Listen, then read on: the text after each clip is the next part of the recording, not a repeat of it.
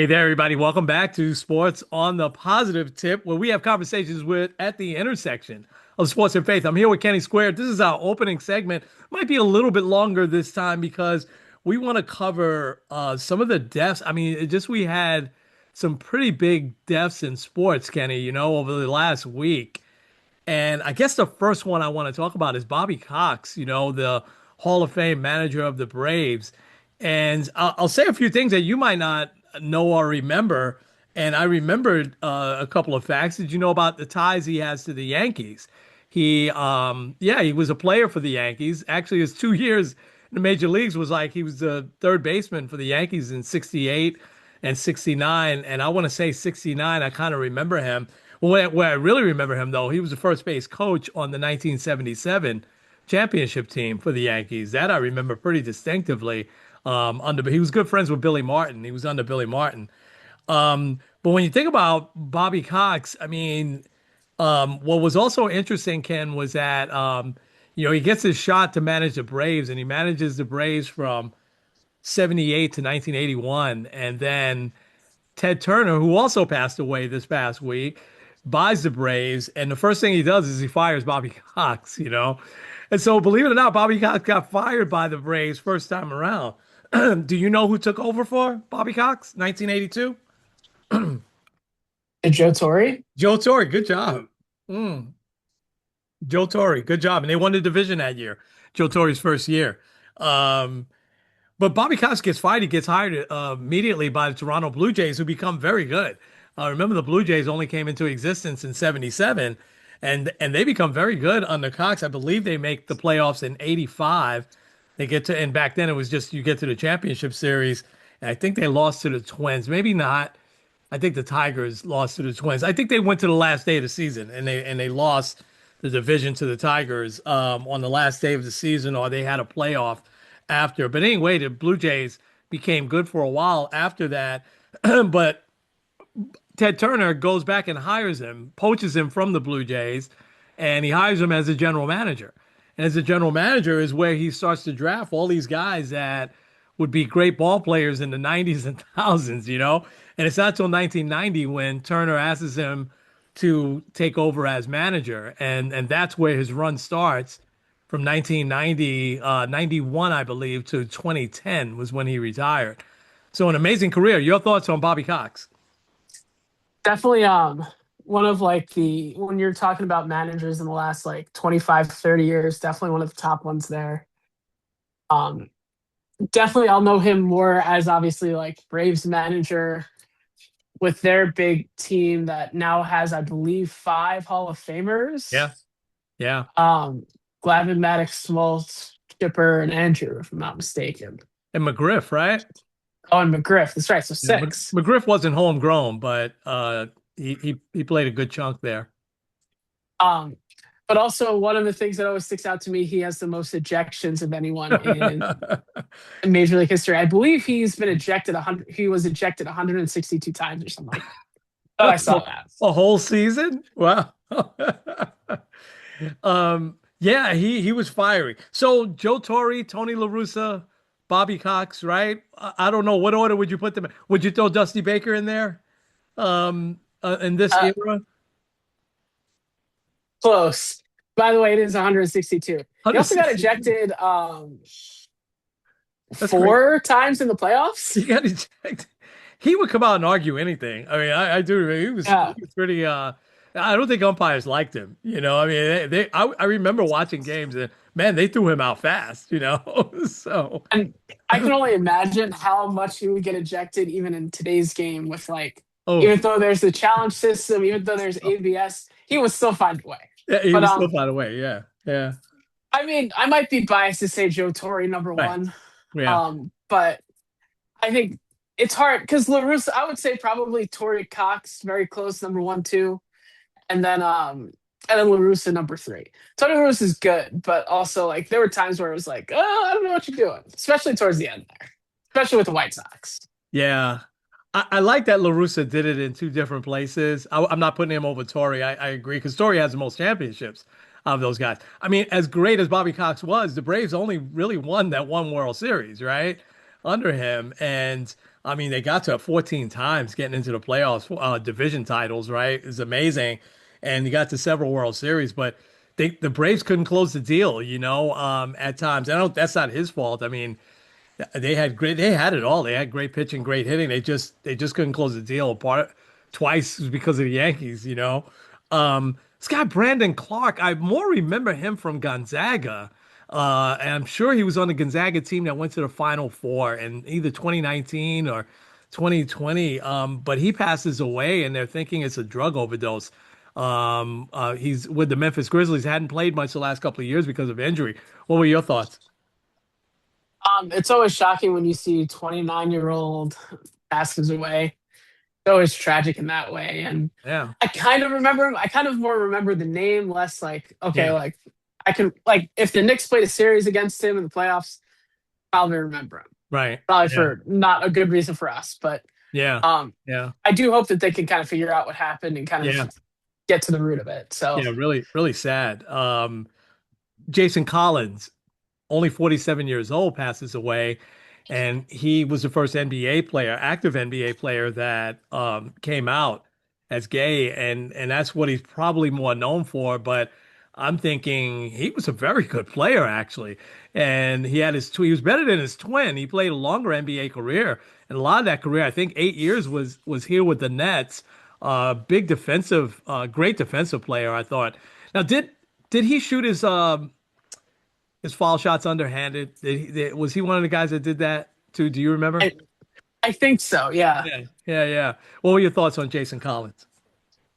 Yeah. I remember him a little bit because he was on the Nets team that went to the finals, Yeah, correct? yeah, yeah, yeah. He was. So like I kind of remember that, and then I remember like when he came out on Sports Illustrated, and it was a big deal that Yeah, like that yeah, was probably going to be what he's most known for because I believe he's the first in any of the four major sports. Because even still in 2026, there's not a lot of like active, openly gay players. Period. yeah, Which yeah. isn't that to me? That's not a big deal, and it is like Right. people will make a bigger deal out of it than it is like all I care is that you play good. Yeah. Yeah, and I would say even at the late date that he came out, it did. I hate to use the word courage because sometimes that's a little overused, but it had to take a lot for him to come out then because he knew the scrutiny, that would come with that. Um, hey, Craig Morton, who you probably don't remember, right? He passed away. He was a really good quarterback, first with the Cowboys, and then 3 years leading your Giants, but it was disappointing with the Giants. It was a big trade the Giants made to get him. See, he had to step aside for Roger Staubach. He held on to the Roger Staubach's name is one you probably know, and Craig Morton is not in the Hall of Fame. Roger Staubach is. Um, and Staubach was a better quarterback, but Morton did well with the Cowboys. In fact, he got them to Super Bowl five. They lost that to the Colts. And then he got the Broncos to the Super Bowl in 1977, which ironically they got spanked by the Cowboys. But here's my trivia question for you.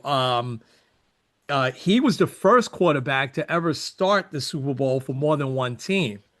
There are three others that have done the same. Who are those other three? Um, Easy one is Brady. Tom Brady, absolutely. Peyton Manning also started another one. Peyton Started with Manning two is teams. number two. You should be able to get the third. I've never got with two. Rogers never got with two either. Now, Um, now Brady and Peyton are the only two that started with two different teams and won with two different teams. This other guy is relatively recent. He started with two different teams, but he didn't win with the second team he started with. let's say Drew Brees. It's not Drew Brees. It's not Drew Brees. It's a guy you knew and liked, Kurt Warner. Kurt Well, Kurt Warner. Warner, duh. Yeah, Yeah, I yeah, should know that. yeah, yeah. So Craig Morton, really interesting career. I was surprised to see that wasn't a bigger deal made when he passed. Lots to cover today. We're celebrating because the Knicks swept the Sixers. We're gonna get into some NBA things. I'm gonna ask you what you would do if you were the GM of a few things right now, because we got some teams that are really at a crossroads. We still got some great series going on. What a game last night! I stayed way up past my bedtime watching that last night. I was surprised you were still up. And then, of course, we're gonna get into a lot of stuff happening in baseball. Looks like the Mets might finally be turning a little bit of a corner, and the Yankees are slumping a little bit. So we're gonna get all into that. You ready to get this going? Let's get into it. This episode of Sports on the Positive Tip is brought to you by the Tavern Coffee House. Attention, coffee lovers! Are you craving the perfect cup of coffee to start your day? Well, look no further than the Tavern Coffee House. It's located at 12302 Buckeye Road in Cleveland, Ohio. You can also check them out and order your coffee at thetaverncoffee.com. Hey there, everybody. This is Kenny and Kenny Squared. with the Sports on the Positive Tip podcast. Kenny, in our opening, we talked about some of the sports stats that had happened, and we neglected to mention one. They're in really more big there in Cleveland. Why don't you talk about the public address announcer for the Guardians? Yeah, public address announcer Bob Take, who had been in the role since 1999, had passed away this week. 75 years old. He had stepped away at the beginning of the season because of health issues. So I guess it wasn't that much of a surprise, but definitely kind of in the way where if you hear in the background Bob Shepard, you know, okay, I'm at Old Yankee Stadium. Very similar with him, especially when you look at the fact that they opened Jacobs Field like 94, 95. Like he is part of it. Yeah. And kind of hearing some of his, like he kind of does like a little bit of an extra with Jose Ramirez. He's going to be missed there for sure. Wow. Okay. Yeah. So those public address announcers become legends. Is Paul Odin still for the Yankees? He's the one who took out over for Bob Shepard. I'm pretty sure he is. Yeah. Yeah. Remember, he was play-by-play guy for the Jets for a little while. But John Condon for years and years at the Garden, at Madison Square Garden, whoever that was for the Lakers for years, whoever that was in Milwaukee for years, and Philadelphia, Julius Irving. So yeah, it really enhances the flavor of where you're at. So sorry to hear about that, because I do remember him being kind of interesting in the Guardian games I've been to. It's been a little bit now. All right, let's get into the NBA, Ken. So the Knicks sweep the Sixers. That's the first thing we got to get to. What are you thinking about the Knicks here? I mean, them and OKC. OKC sweeps the Lakers, and OKC hasn't lost yet.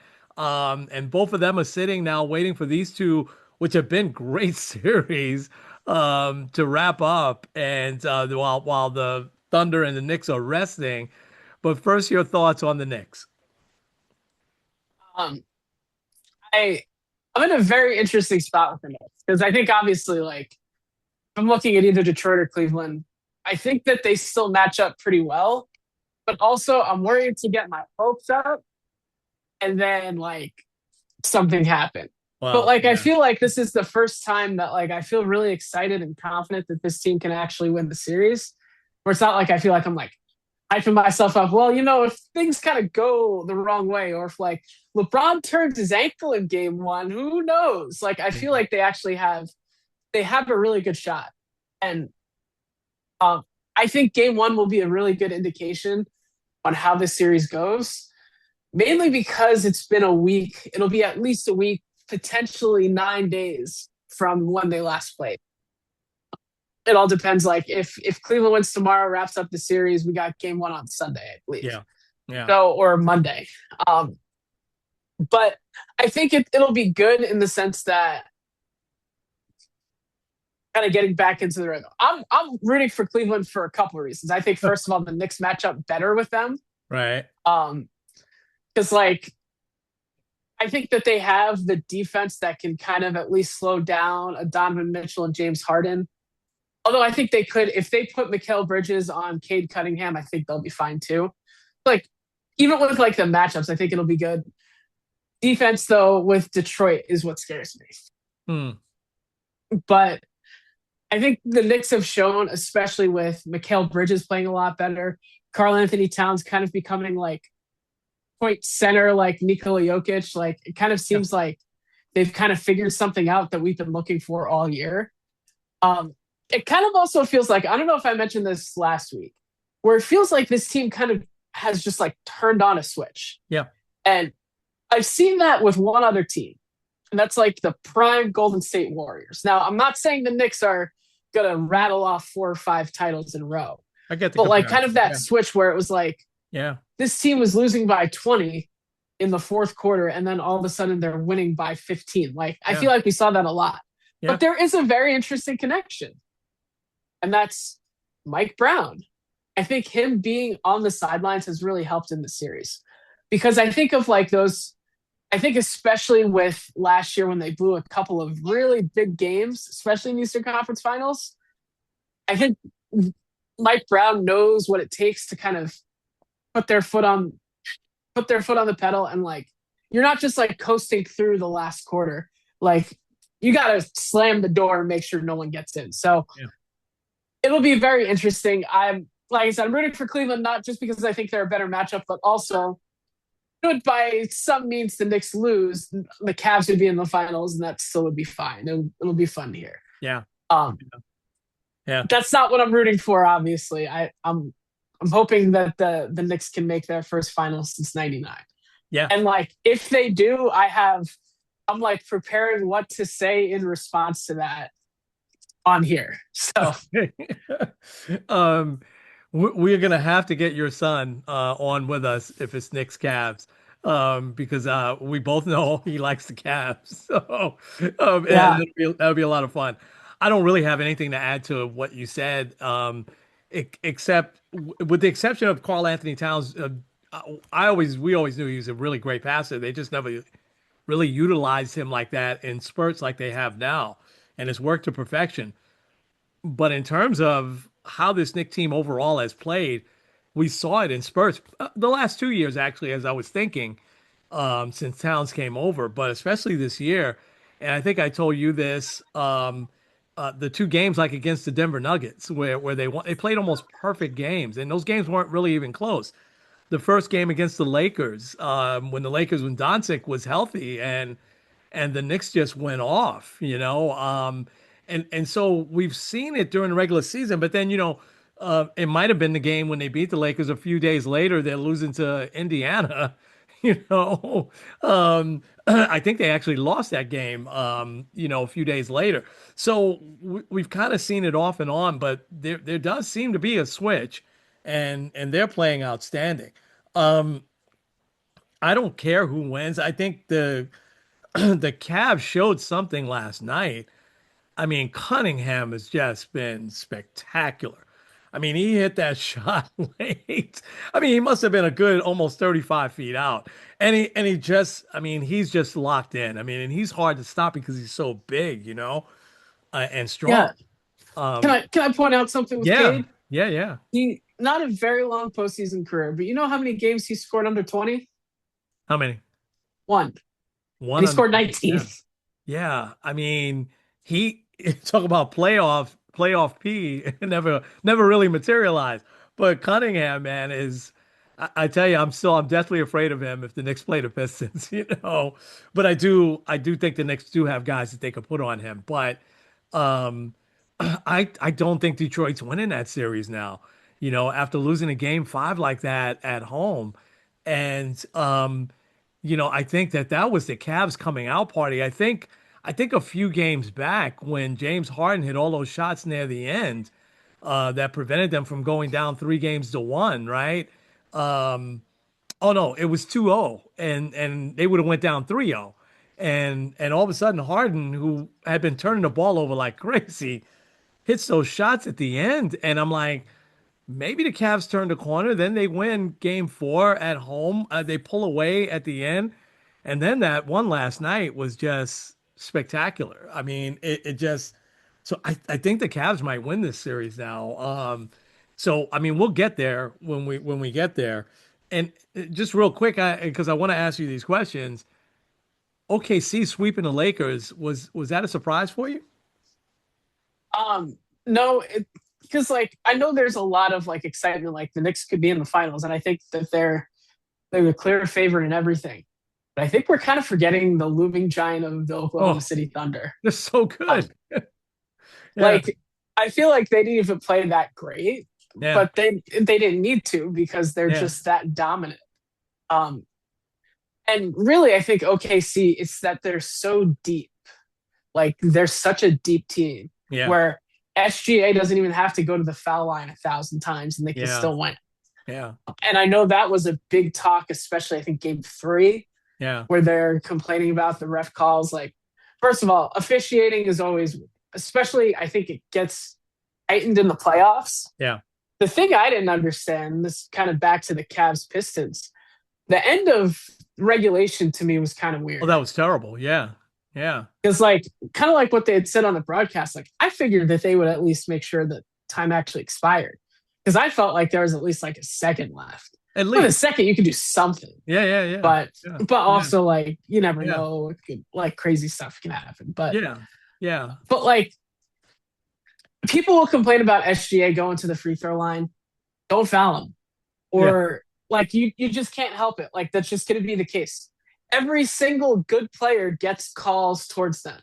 People will say LeBron doesn't, but he does. Like how many times have we seen LeBron flop and he never got fined for it? Like Yeah. we always see that type of stuff. Yeah. Yeah.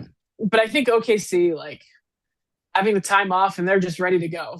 They're Yeah. like, okay, bring on the Spurs. I, Although the Spurs, I think, could be a little bit of a trap matchup for that. oh, yeah. And we could talk about that for a second, in a second. But the SGA, it's a weird comparison, but him and Brunson remind me of each other. You know why? Um, Brunson forces it a little bit more often than SGA. You never see SGA forcing the issue. He lets the game come to him. He always gets to the spot he wants to get to shoot. Now he's longer and lankier, right? So it's a little harder to block his shot. But you never see Brunson get any shot blocked either, you know? And Brunson is patient and he knows where he wants to go. He knows where he wants to shoot at.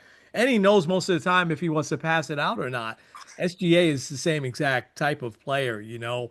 Um, but I tell you, I think San Antonio will win this series, but there's something wrong with Anthony Edwards. I'm sure he's injured because he played terrible the other night. He looked like he couldn't even jump, you know? And so I think that the day off and he, you know, they probably did whatever they could do to get him healthy. I do think they'll win. I think they play tonight, right? I think they'll win tonight. I think that's going 7 games, but I think Wembanyama he's just amazing. And to see a guy now just in his 3rd year carry a team that wasn't even in the playoffs the last couple of years, literally he could carry them to the finals. I mean, but he's going to take them at least, I think, to the conference finals. Your thoughts on that series? It's been a very interesting series. Also, the his bad flagrant foul, I think, has been kind of interesting to watch. I was shocking because he's so under control all the time. I mean, what got under his skin then? I don't know. That was really stunning. Yeah. Um, Part of it. Okay, so I did see this thing.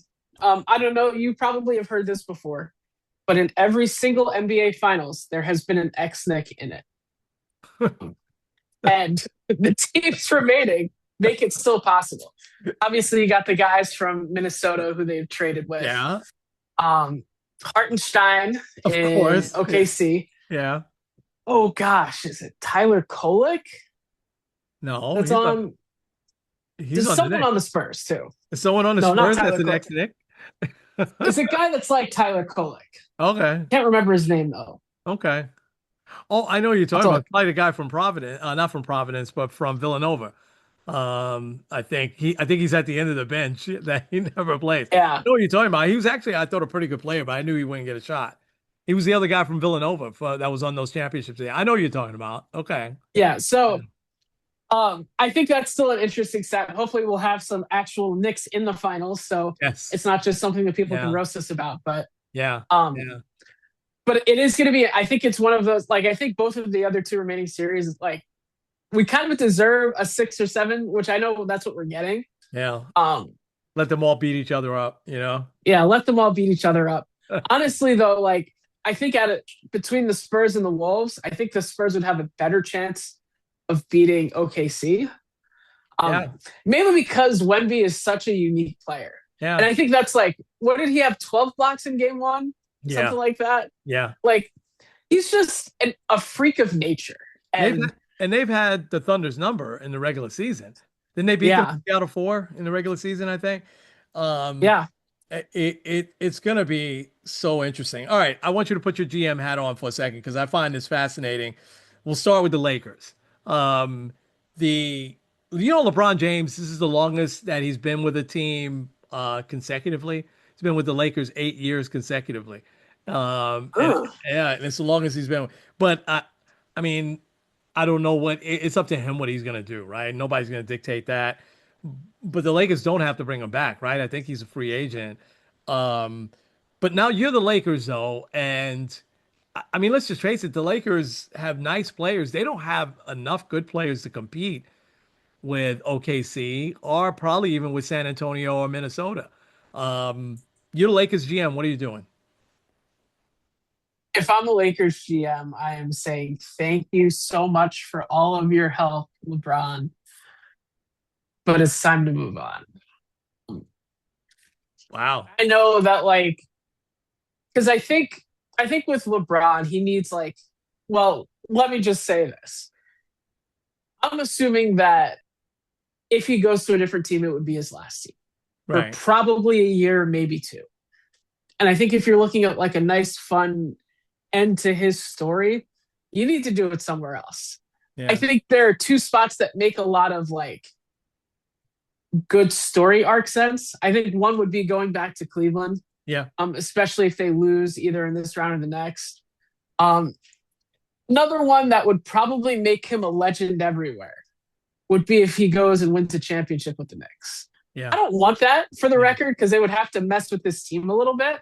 Yeah. Um, but it That would be moment passed very for me. interesting. Yeah. Yeah. I'm Yeah, sorry. That moment passed for me. When he didn't come that first time, when he went to Miami, that was it. I'm sorry. Um, uh, the Cleveland thing though, the rumor is really strong about that. And that to me makes a little bit more sense. I thought you were gonna say Golden State. Um, yeah. That's yeah, that's the other one. Like playing with yeah, Steph, both of yeah, them were born in Akron. Like that's a fun yeah, story too. yeah. But I mean, the Cleveland one makes some sense, although you'd be disrupting that team as well, although as a free agent. They probably still would have to move somebody to bring him in, or maybe he'd take the league minimum. He doesn't need the money, you know. All right, so you're starting over without LeBron, and you've got to make some moves, right? Because without LeBron and just Doncic now and Reeves, that team's not good enough to compete in the West or get to the finals. So, all right, I'm gonna give you the really tough one now. How about if you're and Daryl Morey was let go, right? But suppose now you got the job as the GM of the Sixers. What are you doing? Once again, you got an MVP on your roster, but he's never healthy. Like I think Joel Embiid, he's not at the level of like a Wembanyama or even a Karl Anthony Towns. Um, However, in his entire NBA career, he has missed as many regular season games as he's played. And your best ability is availability. And he was probably hurt throughout the series anyway, and then also missed game three. Would he have made the difference to like beating the Knicks? I don't think so. He was really good in game one and they still beat him by 30. Yeah, Um, I think one of the keys to the Sixers loss, Tyreek Maxey did nothing. yeah, And I think that's less about him having a bad series and more about how the Knicks played him. yeah. Um, but I think it's time to move off of Joel Embiid. He is the only MVP in NBA history to never make the conference finals, let alone the NBA. I That's believe so only him true. and Derrick Yeah, Rose are the only ones to never make a finals. right. I have to look, but Yeah. um, That's stunning. I mean, that really is a telling statistic. How do you get rid of Embiid though with his contract? And who would take him? You know what I mean? Like, would a team take a flyer on him? I'm the next GM. I'm not touching him. I mean, I wouldn't need to anyway, right? But I'm just saying, how do you? And again, there's no knock on Embiid. He's just always hurt. He's a wonderful player. He could be an all-time great if he was healthy, and if he played even half of the games that you said that he just missed. I mean, think about the difference he would make with the Sixers. But how do you get rid of him? And what do you do with Paul George?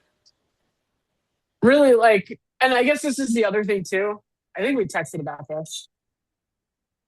Um, I think that they're like, as a GM, if you make one bad mistake, you could probably live with it. Like I'm sure you look at some of these like good teams, bad contract, a bad trade, whatever. But like if you make two pretty bad ones, it's really hard to recover. I think especially in the NBA.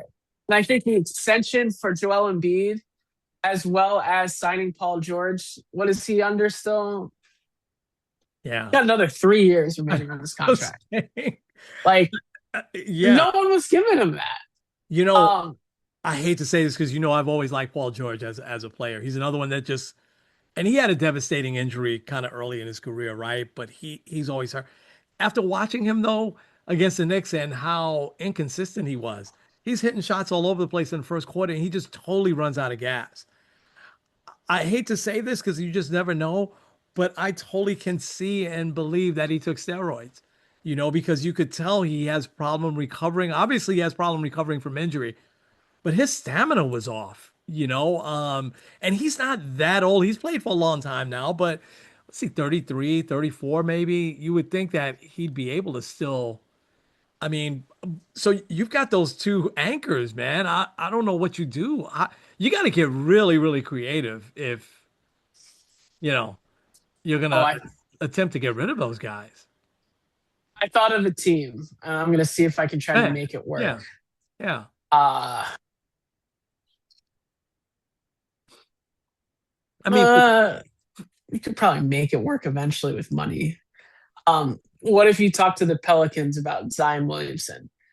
I mean, it's kind of like old broken star versus young broken star, but maybe it's like yeah, both of you guys just trying to switch something up. that makes sense. Because the Pelicans should start over. But even on a team like the Pelicans, Paul George would be great, probably 15 minutes a night coming off the bench. You know what I mean? I think he'd have to accept a different role, even on a rebuilding team like the Pelicans. I mean, there's got to be some things out there because the Grizzlies are going to have to want to get rid of John Morant, right? And Uh, he's making a lot of money, so there's got to be something that teams can, even if it's a three-way trade or something like that. Go ahead. I'm sorry. you could trade Joel Embiid for Kevon Looney and Zion Williamson. That I would mean, be but if you're New Orleans, are you doing that? I mean, you'd probably do that to rid yourself of Zion, because but unfortunately for Philly, I mean, you're just getting a younger version of the same type of player, and that's no knock on these guys that get injured all the time. It's just listen, a guy we loved was like that, Derrick Rose, right? I mean, he had that 1 foot injury, and he never really was the same. Not the same with Paul George. yeah. Sixers Paul is George also you could trade straight up for those two guys. for those two guys. Okay. So hopefully they'll bring in a GM that'll figure that out. I mean, I don't care. I'm not a Sixer fan, but it's tough to see these two great point guards who the Knicks did a great job with, not point guards, but two great guards. The Knicks did, I think, just did a great job with both of them, and I think Edgecombe felt the moment, because he was open a lot and he just couldn't hit the shots that he was hitting before. Okay, let me give you another tough one. What do you do if you're GM of the Houston Rockets? You Houston got, to me is tougher. yeah, Um, yeah, yeah. I tried to figure out a trade for Joel Embiid to Houston, which I think could be interesting because you have Durant with Embiid. That could be a fun combination if they're healthy, Yeah. or it could also be like a fun dumpster fire. Um, but you would have to give up a lot. Houston is also over like the cap and with the aprons and all. It makes it a little more challenging. Yeah. Yeah. Um, Part of me with Houston might say you don't really have another choice but to try it again. Um, because like a lot of the pieces, like unless you're willing to trade like a Shengun or a Van Fleet, but I don't know who you're trading them for. Like maybe Giannis, Yeah. Durant, and Giannis could be interesting, but also he's going to the West. Which hey, Giannis, go to the West, please. Yeah. I'm Yeah. worried Giannis is going to Boston. So Van Fleet's um, another one though, man, who since he left Toronto never plays. A yeah, wonderful player. He never plays. Are they bringing back Kevin Durant though? The rumor is that they don't want to, but I don't. He's not a free agent, right? I think he's under contract. he's got 3 more years left. I mean, So He's got 3 more years left. I mean, these guys have great agents, man. You know, listen, Kevin Durant, out of all the older players we just named, when he's healthy, he's still the best. I think his skill set is right now a little bit better than LeBron James, right? Um, but he's also another one that seems to get hurt at the wrong time, you know? I mean, I think that series would have been different had he played. I'm not sure that the Lakers were a better team than the Rockets, at full strength. Um, all right, my last one. What do you do if you're the Denver Nuggets? The Denver Nuggets is interesting because I'm assuming Jokic, like a lot of it would have to say Jokic still wants to stay there, which I don't really see a reason why he wouldn't. Um, I think the piece I would look at is I don't know. I feel like Jamal Murray is overrated. I could just be saying that, Yeah, no, but yeah, yeah, yeah. I feel like if you improve the point guard, well, I guess they don't even really need a point guard. No, Um, yeah. Braun I is don't kind of know. a point guard. Yeah, yeah. You hit on something with Jamal Murray. Listen, if there was even a hint that they would get rid of Jokic, or Jokic wants out. You know how many teams would be lining up? Every team would be lining up to get him. So I think they'd find a trade partner with him. Jamal Murray's more interesting though. Jamal Murray's a scoring machine. I mean, I think he had his best year, one of his best years this year. He made a nice comeback from the injuries that he had. He's still young. I mean, he's still very serviceable. That would be a guy I think also a lot of teams will want. And if I'm Denver, I kind of start there, even if I look at getting some draft picks, for him. I guess it's tougher in the NBA than the NFL to trade someone for draft picks. You don't see that too often in the NBA, but I wouldn't touch Jokic unless Jokic says, "Hey, I want out," which, like you said, we haven't heard that. But if there's even a whisper of that, Ken, forget it. Because they'll be like, this guy's if not the best player in the NBA, one of the top three. We want him. They'll do whatever to get him. I think those teams are at crossroads. It's funny, and we'll get ready to switch over to baseball. Um, and you and I have said this over the years. The NBA, it seems like the window closes faster, than in other sports. And you've got the four teams we just named. I mean, for the last several years, they're good. Well, the Rockets weren't until they brought in Adoka, right? Um, Before that, but for the last 3 years, the Rockets have been very good, right? Denver won a championship, so there's not the huge desperation as it is with them. Been a long time since the Rockets been to the finals, right?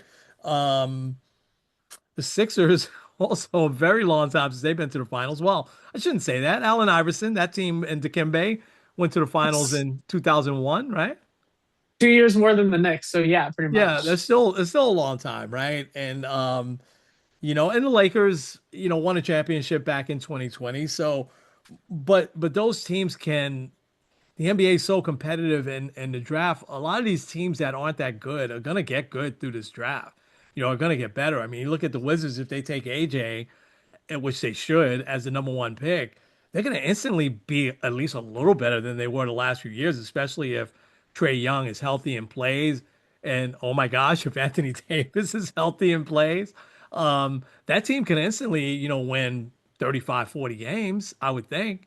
You know, um, Memphis, if somebody picks up a guy like John Morant and he turns kind of his life around, and his NBA career around, I mean, we saw what he can do. So I think teams like the Lakers, Rockets, Sixers, and the Nuggets are really at a crossroad. Your final thoughts? Yeah, it's going to be interesting because like I feel like in the NBA in general, assuming that the Thunder don't win it, which is kind of an assumption, it's hard to say. Um, like there's been a lot of like teams kind of jostling for power, and every single time we think a team has really made it, they haven't. Like remember last year we thought the Celtics would be like the dynasty of the 2020s. There hasn't been one, and we're already at 2026. Hmm. That might change with the Thunder. We'll see.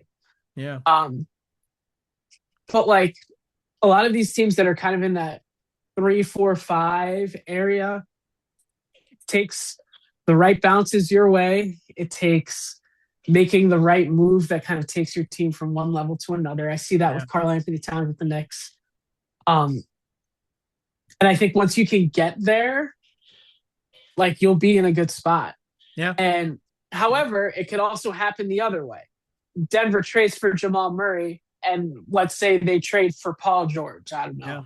Yeah. I don't know why they would do that, but like if they make the wrong move, it'll go down south very, very quickly. Yeah. Yeah. So, That's a great um, point. Yeah.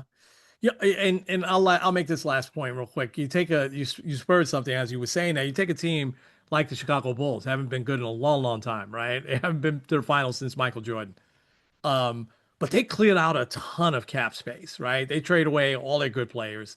Um, so it could be feasible for them to maybe make a trade for John Morant, right? And I'm not sure I'd want to put him in a city like Chicago, now, but maybe make a trade, let's say, for him, and then maybe make a trade also for a guy like Jamal Murray. You put those two guys on all of a sudden on, let's say, I'm just using the Bulls as an example, because there's other teams like Utah that cleared out a lot of cap space as well. Um, but you put two of those guys on, all of a sudden now the Bulls are they're in the playoffs.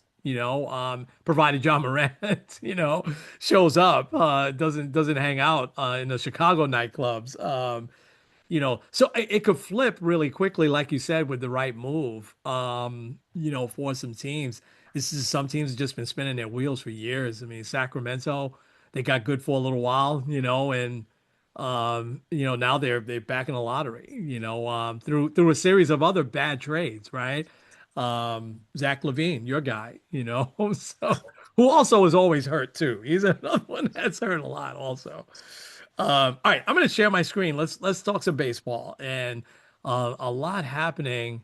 Um, the Mets did sweep. The Mets won today. That game is over in the books. So maybe we're starting to see a little turnaround. AJ Ewing hit his first home run, hit a home run today. Juan Soto hit a home run after getting hurt last night. Mark Vientos hit a home run. And McLean struggled, but he pitched well enough to win. So, maybe this is a little turnaround, a little spark that the Mets needed. Um, some of the notes I had, the Max Fried injury. I know that the strength of the Yankees is their pitching, but I hope he's not out long. What's the latest with him? he's supposed to get an MRI today, which is always scary when you're Yeah, saying MRI elbow. yeah. Um, Supposedly he's not that worried about it. Okay. I don't believe him until I see the results of that MRI. Yeah, but he's But he's he's been pretty healthy through his career, so maybe he knows his body. You know what I mean? yeah, and my bigger worry too is that like his velocity was down, his control was a little off because he's also a very like Yeah, control contact type of pitcher.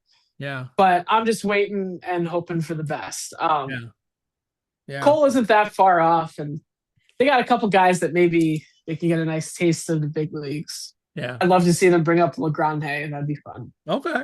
All right. If Um, assuming that Freed has to spend any IL time, which yeah, unless he's like 100% fine, yeah, I can see them at least skipping a start. yeah. So, Alvarez, Polanco, Lindor, Kodai, and Robert Jr. all on the IL now for the Mets. So, but I like what they filled in so far. Let me ask you about a rumor that's circulating here in New York. I heard on FAN. And so some of those guys have a little, they might have gotten it from some of the baseball guys we really trust, like John Heyman. And although John Heyman hates FAN now, so I don't think he talks to those guys, but maybe Rosenthal or somebody like that. The rumor is that the Yankees have a lot of interest in Rafael Devers to play third base, and that the Giants have already soured on him. And we saw Patrick Bailey getting traded to the Guardians, and I asked you, that's an odd move. He's a good player. Are they purging or this early? And apparently, secretly, supposedly, they're talking to some teams. You can't talk to the Tampa Bay, Rays, who are, you look at your chart, they're doing extremely well.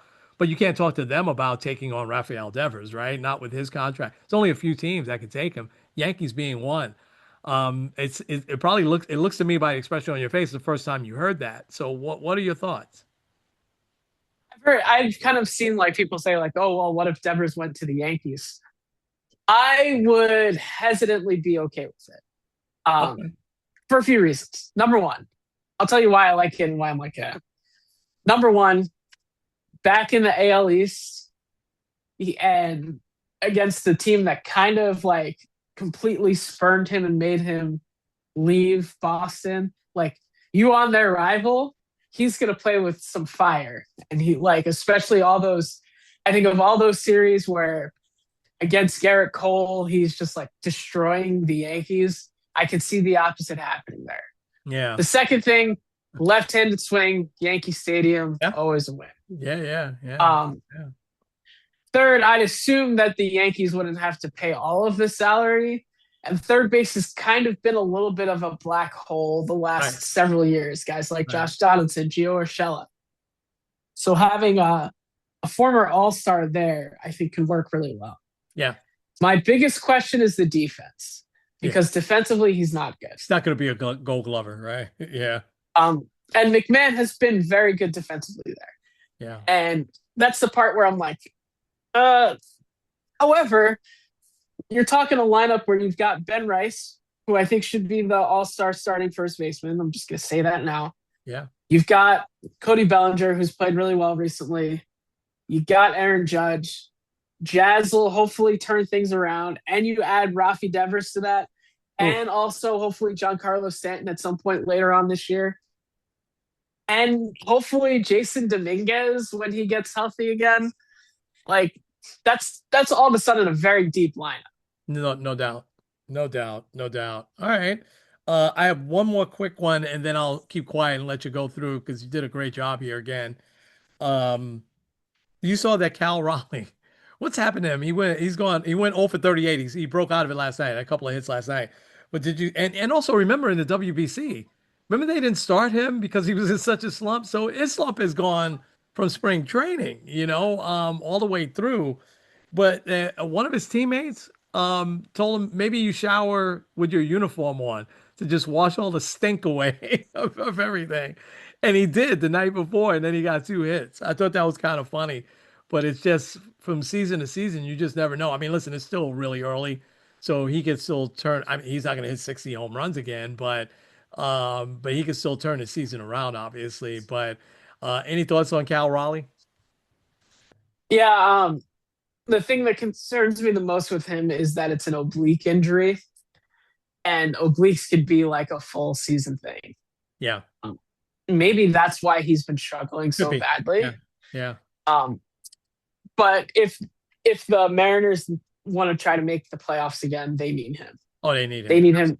They don't need the 60 homers like you said, Yeah. but they need him for especially behind the plate, being that strong defensive presence, helping the pitchers. And then if he can hit 25 bombs, go for it. Yeah. Yeah. Agree. All right. Take it away. All right. And ironically, I put here starting to look like a long summer. Put the Mets here, Yeah. but honestly, the Mets They deserve to probably be need to there. be put up.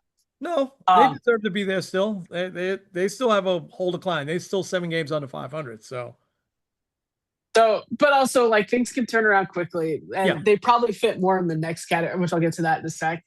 Um, the Houston Astros have a very long IL list. Um, I hope that it keeps getting longer, but it's it is just really interesting. The team that I'm most sad is here is the Angels because they looked a lot very promising. Mike Trout too. Like we were hoping for like that comeback player of the year, maybe like a late resurgence for a fourth MVP. I Yeah. don't know if that's gonna happen. No. The Giants, I'll say this on Patrick Bailey. It's a weird move for the Guardians because like their biggest issue is offense. However, they did get better defensively. Like I think Patrick Bailey is one of, if not the best defensive catcher in baseball. No doubt. Yeah, no doubt. So, No. but it is an odd move. I think the Giants are just like, hey, we got this. We're going in a fully different direction. I wouldn't be that surprised if you look at a Robbie Ray or a Logan Webb as getting dealt too, Yeah. Yeah. especially because they're Yeah. very friendly contracts. And if you, let's say, like a Logan Webb, very sinker ball type of guy in a pitcher friendly ballpark, you could probably get a good haul for him. So we'll They're see down, there. they're down on their manager already too, Yeah, Um, it's.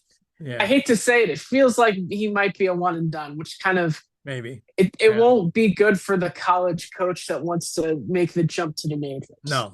Yeah. Um, the next one, the 2019 Nationals question mark. I have the Jays, the Tigers, and the Mariners there. As you know, the 2019 Nationals, they started out 19 and 31 Yeah. before they came back, made the playoffs, and eventually won the World Series. Yep. These three teams, I would also maybe add the Mets in there too, had very high hopes going into the season, very high aspirations, and it hasn't really worked out for them yet. Mm-hmm. The Blue Jays still kind of seem to be struggling to kind of find their footing. The Rays have been slapping them around. The Tigers too. I think the Tigers are really miss Scooble over the next several months, and also like with Scooble being out, it's really hard to kind of gauge where you're going to be and whether it's worth dealing him. And we talked about the Mariners of Cal Raleigh, but they have that hope to turn things around, and I think these three teams could, especially like they're all playoff teams from last year. Blue Jays were in the World Series. They were literally not having the slowest guy away from potentially tying the game up in game 7. So Yeah. Yeah. we'll see. Someone has to get hot. These 5 teams, you got the Orioles, Royals, Twins, Rangers, and Marlins. The Marlins are a little different, but I think they also kind of fit here. Um, one of these teams has to kind of eventually get up to that third wild card. All these teams are like floating around or right below 500. Someone's going to eventually get hot and kind of separate themselves from the pack. Out of these teams, I would maybe say the Rangers because I think their starting pitching's the best. Mm-hmm. The Orioles kind of slapped around the Yankees a little bit, but like I don't know, the starting pitching isn't that impressive to me. No. The offense is good. Pete Alonso is fun to watch, but I don't know. Kansas City also, like you got Bobby Witt, but then kind of nobody else has really been doing a ton.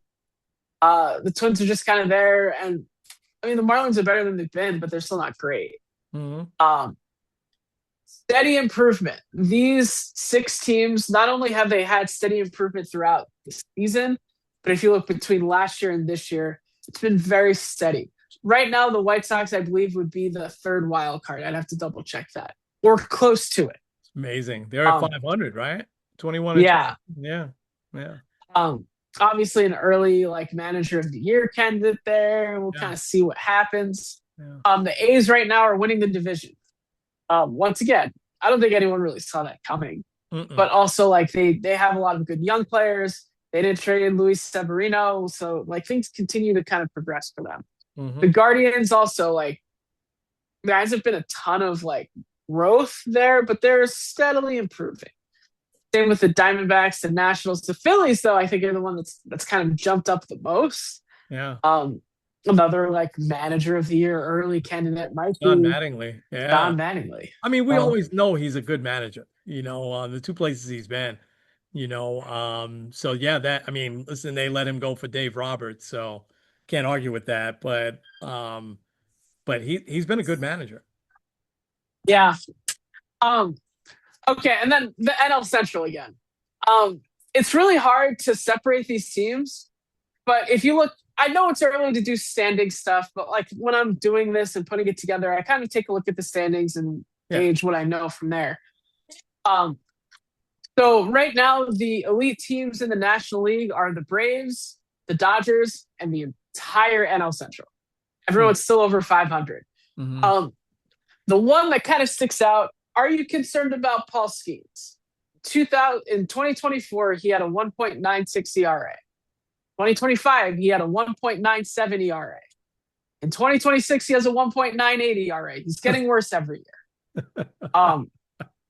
But really, like, you look at the difference between how he started against the Mets versus what he's done since then. It's been incredible. Yeah. He's really good.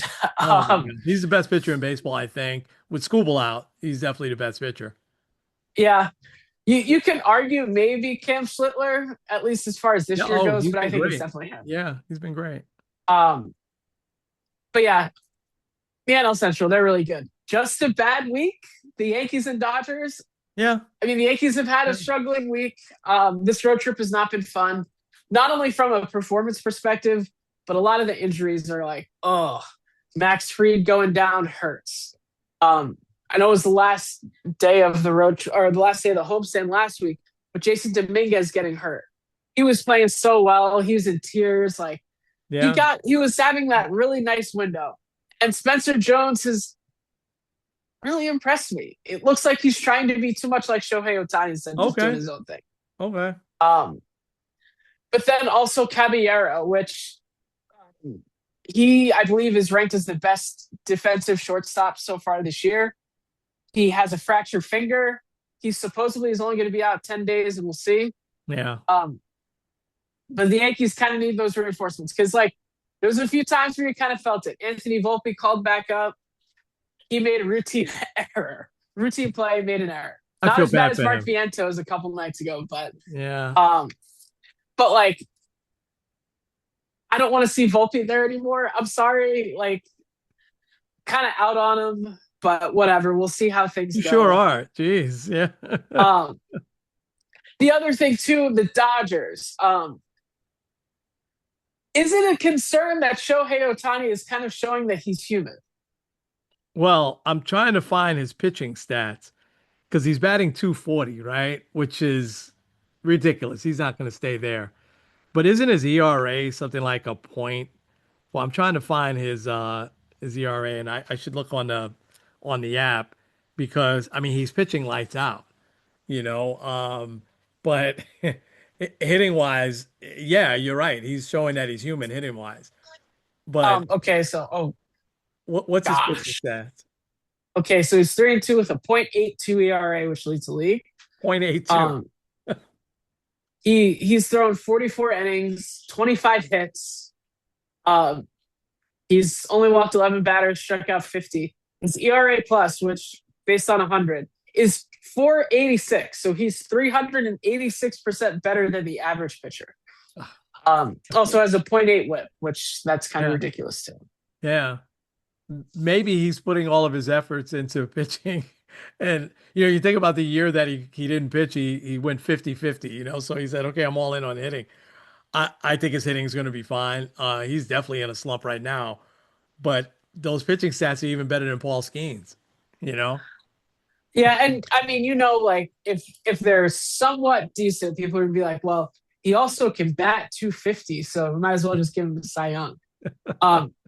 But I do agree with you. Like the second that he focused on like hitting, he was immediately like a home Yeah. run slugger. Yeah. He was like, I want to steal more bases. So he Yeah. did something that no one's ever done and gone 50-50. Yeah. And Yeah. now like is he really gonna put up like a Bob Gibson type of like 1.2 ERA or something like that? He might. Yeah. I mean, it's just incredible.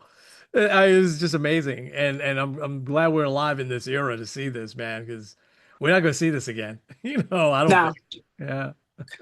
that was I heard it, I think it was on a reel somewhere where someone was saying like people are like, oh yeah, Shohei Ohtani's gonna open this up for so many people. No, like this guy is like a one of one. Yeah. And we Yeah. should just be happy that he's doing it as long as he has. Yeah. He's been in the league 9 years.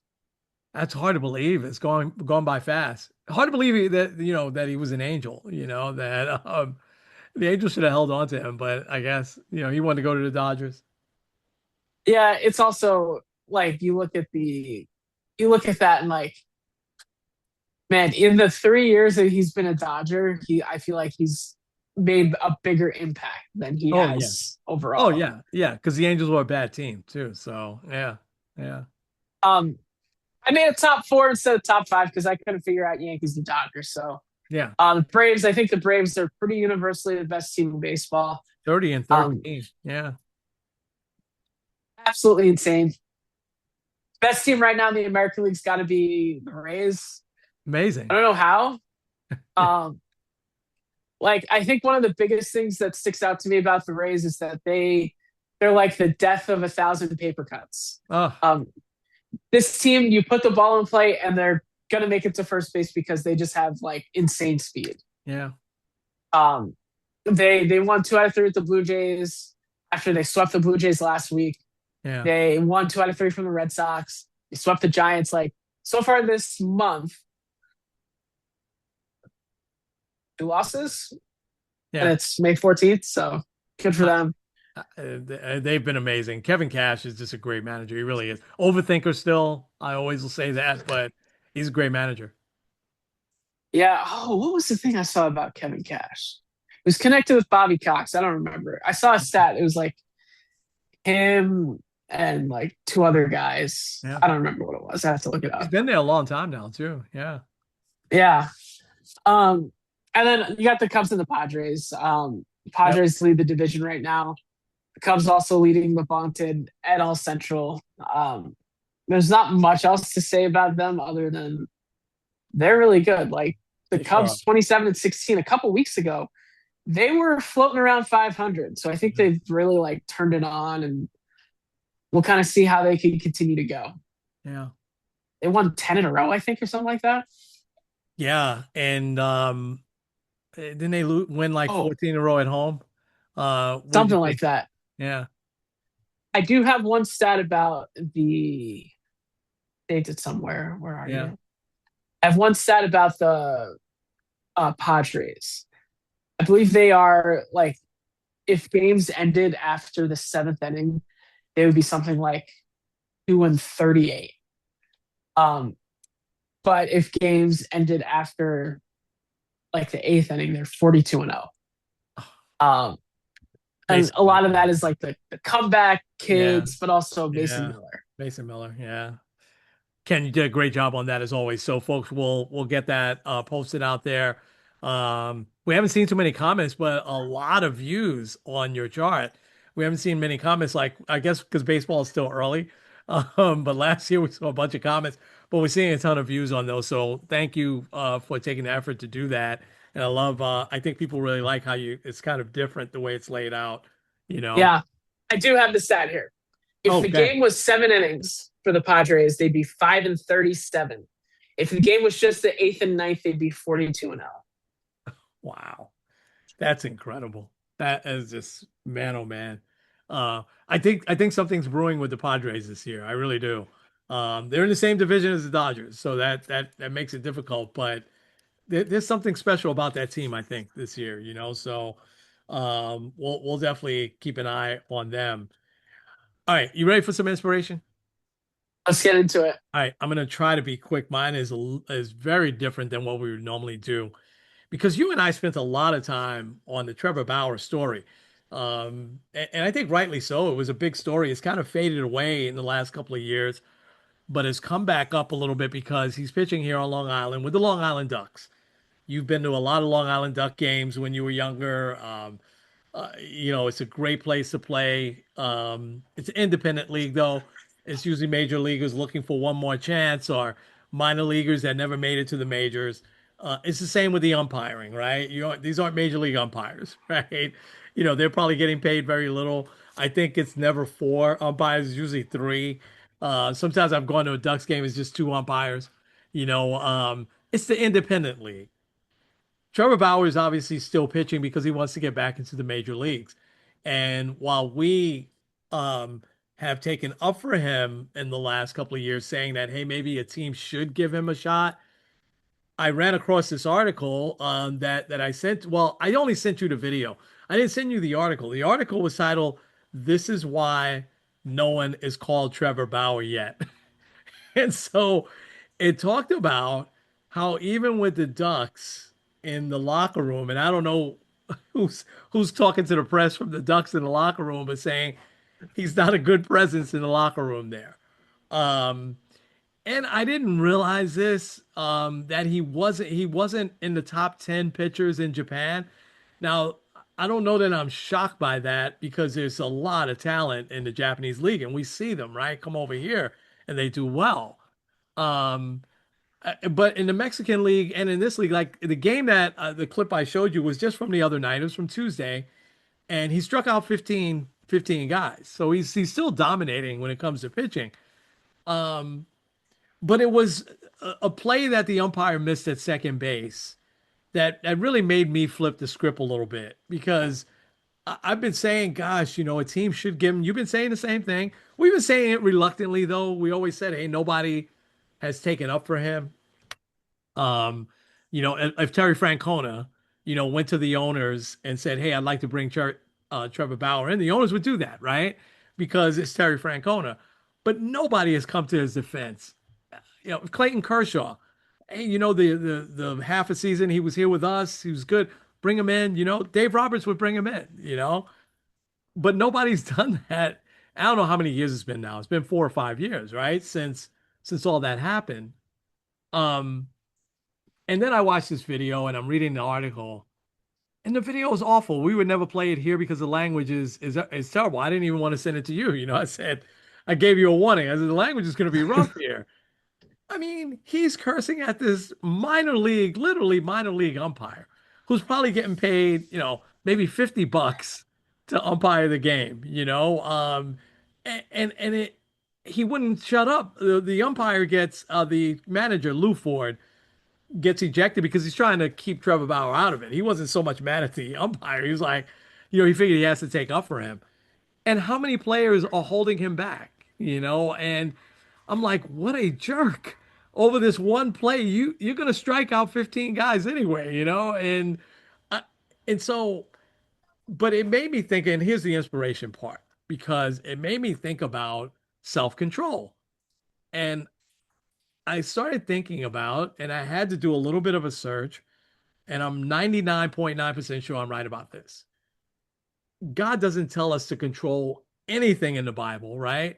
He doesn't tell us to control money. He doesn't tell us to control other things.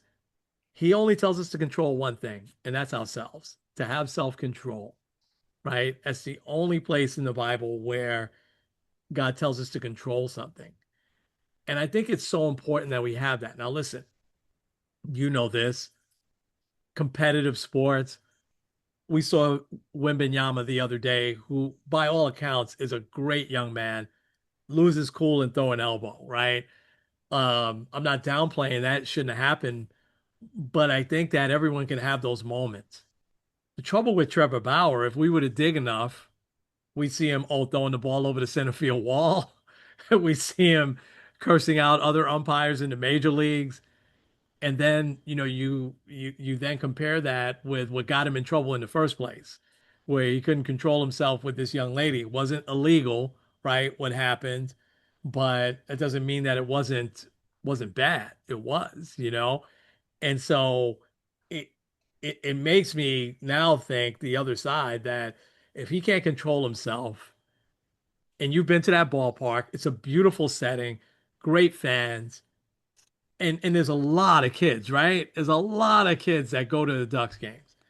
And if players are yelling the way he was, those kids could hear him in that small ballpark. You know what I mean? And you can't control yourself in that setting. Now you really think you deserve somebody's going to watch that video, a major league general manager is going to watch that video, and no matter how good you're pitching against these minor leaguers, they're going to make a decision that, oh, let's give him a shot. You know, just and so it just to tie into how God wants us to be able to control ourselves, it was so the opposite with Trevor Bauer. And Kenny, that is the main reason that teams haven't called him. I think teams at this point, as competitive as teams are in baseball, and a lot of teams know, like the Mets know if they're not competitive in August, ain't nobody showing up to Citi Field, right? There's a lot of teams like that, across the majors. There's also a lot of teams like the Cardinals where fans will show up anyway, right? Whether they're good or bad. But that's only a few. Most of them are not going to show up if the team's not good. So a GM, if they know this guy, former Cy Young, he can still pitch, I'm bringing him in. They look at that video, they're not bringing him in. You know what I mean? They're like, Nah, who you suggested I call who? I'm not calling this guy. So God gives us this framework on how we should act, and He also knows that we're not perfect beings, that we're going to fall short on some every day. We're going to fall short, right? But I can tell you what, man, I don't know. I don't care how competitive I am. I wouldn't be cursing out an umpire like he did. You know what I mean? It's another reason why a guy like Wally Backman, who probably would have been a good manager in the majors, never got another shot. Because the stuff is on video these days. They pulled up his minor league tantrums of throwing stuff and everything like that. Nobody wants that in the major leagues anymore. Bobby Cox was kind of a dinosaur, even in 2010, still getting thrown out of games, often like that.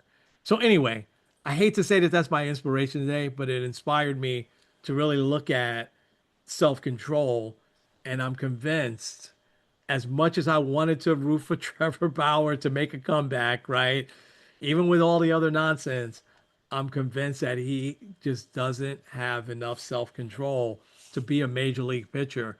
And in fact, hopefully he has a little bit more self-control that he can just function in society. It's not all about you every single day, which that's what I kind of see because if you look at that, and you told me this a while ago, and I never looked at it before, but went down a little bit of a rabbit hole. These guys like own YouTube channel where he documents everything. He documents the good and the bad. I'll give him credit for that. And there's some of the bad that he really documents. And I'm like, really? Why would he put that on his own channel? But anyway, that's just me. It is inspiration because it caused me to kind of look at it biblically. And we did look at it biblically from the way he treated those ladies, right? Although none of it was illegal and it looks like it was all consensual. We still, you said this, you said that don't make it right, and it's certainly not biblical. So anyway, that's my inspiration. Sorry I went so long. What you got? Hey, you good? The the other thing I'll say on him, it is surprising that like because even sometimes with guys that are kind of on the cusp of being out of the league, you'll hear a rumor like, "Oh, so and so went and worked out with the team." You haven't heard anything with Trevor Bauer No, nobody aside thinks so. from Yeah. like he did tweet saying that it was from the source was him. That apparently he had a deal in place with the Phillies back in 2024, but his words, MLB blocked it. Um, which I go back to, I don't know how or why they would be able to do that. That's like an easy Players Association grievance, but or maybe not because I don't know if he's in the Players Association anymore. No, I'm sure he's probably not, but I also don't totally believe that now, because I think we had heard that before. Dave Dombrowski, it's veteran, he's won championships in other places, veteran general manager with the Phillies. Of course, they need pitching. I'm sure maybe they had like a handshake agreement or something like that, but he probably looked back at some of the stuff that we look at, and Yeah, someone probably knocked on his door and says, Dave, really? We don't need him that bad, So, it is what it is, unfortunately. We pray for him. We hope he does well and gets another chance doing something. I'm now 100% sure it's not going to be in the major leagues. yeah. And I will say his content's interesting. Like Yeah. when he goes up Oh, against yeah. like Yeah. I former saw players some. and all, like it's interesting. Yeah. But Yeah. Yeah. I saw um, some of that too. Yeah. so my inspiration is actually Mike Trout. Because I'll just read this here. Through 37 games, he's batting 260, 11 home runs, 23 RBIs. Yeah. Leads the majors at this point with 37 walks and an on base percentage of 429. Also has 5 stolen bases. Um, the last time he reached double digits in steals was in 2019 when he had 11. Like you could tell he's very healthy. I'm getting this from an article that kind of talks a little bit about like how his how he's feeling now because he's dropped a little bit of weight, also back in center field, and he feels like that's really kind of centering him. Um, but what kind of connected this? I'd seen this reel where a kid was asking him like, "How do you get through the tough times of baseball?" And this is what he said: "I put everything in the Lord's hands. I know He's always got a plan. I know He's put me in this situation for a reason because I know at the end of the day He's in control. He's got me through a lot of hard times, especially with my injuries and everything. When the Lord's got your hand, it's unbelievable." And I think he is a good testament to that because you're talking about a guy that was the face of baseball 10 years ago, 15 years ago, like was the guy. Yeah. And the last like 4 or 5 years, he's been riddled with injuries, been told he's got like a back that's not going to get any better. It's only going to get worse. And that's got to be tough, not even just from a I love this game and I know it's going to be coming to an end sooner rather than later perspective, but also just from like a spiritual perspective, like, God, you had me up here. What happened? But Yeah. I think he's had a really good perspective and just saying, like, God's got my back and however long I'm doing this, I'm going to give him glory. So Yeah. shout out to Mike Trout. Yeah. And like I said, I hope the Angels do well. I think it would be really cool. Yeah. Because he's only been in the postseason a couple of times, right? And it was had to be a long, Once, just once. Oh, geez. But the Angels haven't been good for a while. That's a great. Thank you for sharing that with Mike Trout. It's almost the anti of Trevor Bauer, right? The opposite, you know. Trout has always been such a good guy, and it's great to see him come back. Mike Francesa, I'll say this real quick. Uh, that was his suggestion because after the Mets this past weekend against the Diamondbacks, his podcast on Monday, he was going off on the Mets. He says nobody's gonna watch this putrid team, you know. Um, and he says there's no offense. And then he said, I got to move for you, you know, just whatever it takes. Bring in a guy like Mike Trout, you know, to generate excitement. You know, he obviously looks like he's got something back. Looks like he's healthy. Um, the Mets aren't going to do that at this point now that they got Ewing up and Carson Bench and they really don't need the outfield help right now. So I don't think the Mets will do that, and I don't think the Angels will trade him. I really don't. I thought that window passed a few years ago. I think. yeah. And also, I think he really just wants to stay there. I don't know Oh, why, but he might end up going down as like the best player that's never had a playoff moment. yeah, yeah, yeah, yeah. Rod Carew is like that too. Yeah, so. All right, but lots to get to next week. Maybe we'll have, I think we will have by the time we talk next week, we'll have a conference finals matchups, right? And probably at least game one. When is game one, you said, going to be? At the latest, say Game if they go 7 games? game one's either Sunday or Tuesday. So and all on ESPN. We're only getting Mike Breen for the Eastern Conference Mike Finals. Breen was great, man. He's great with Nick Games, period. But boy, oh boy, he made the game exciting last night. Did you Oh feel yeah, how he raised his because he sensed that this was going to be one of those all-time games. He sensed it, and he was right. Yeah, yeah. that's great. Yeah. Okay. So game one this Sunday coming up Either this Sunday or this or Tuesday, Tuesday. depending on Okay. So depending on who wins game six. we'll not only know the matchups, we'll maybe we'll have at least one game under our belt. Maybe two Maybe if two. it's Cleveland. All right. All right. That's gonna be interesting. So let Isaac know that Grandpa wants him on the show next week. If it's Knicks Cleveland. If it's Knicks Cleveland. Yeah, So maybe don't say anything yet. But if it's Knicks Cleveland, we got to get him on. That's gonna be a lot. yeah. Yeah. All right, bud. All right, take us home, All right. This is Kenny Squared Ed Kenny. with Sports on the Positive Tip. We'll see you guys next week.